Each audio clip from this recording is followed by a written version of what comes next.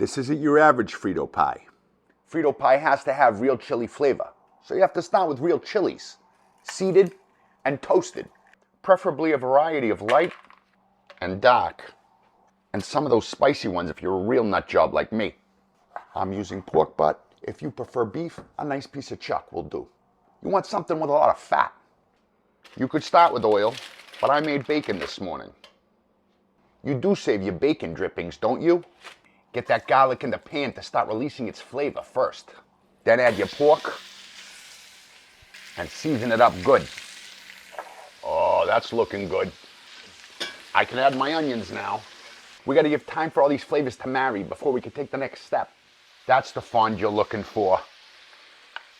Add your tomato paste and build even more. You want to get that color nice and rich. Once it's nice and rich, deglaze with water. Oh yeah, that's how you build flavor. Not all beans are equal. These pinto beans are creamy and have thin skins. But you always soak them overnight first, right? Top them off with water, oregano, cumin, bay leaves. Now's your chance to add salt to the beans. Be generous. Now it's time to add those chilies. And my secret ingredient, 4 prunes. They're gonna add a certain sweetness and earthiness that sugar can't provide. Those chilies are nice and tender and ready for the blender. Fish out those prunes too. Make everything smooth. Oh, that's gonna make those beans nice and rich. Oh yeah. You could finish that on the stove or in the oven like me and walk away.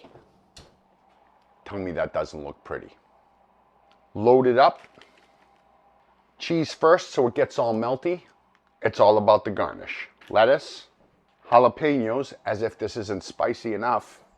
Always onion and cilantro, avocado, and sour cream. Buen provecho.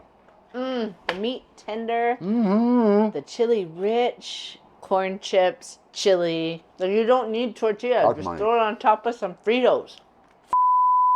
You have to try this. Delicious. Honest to God.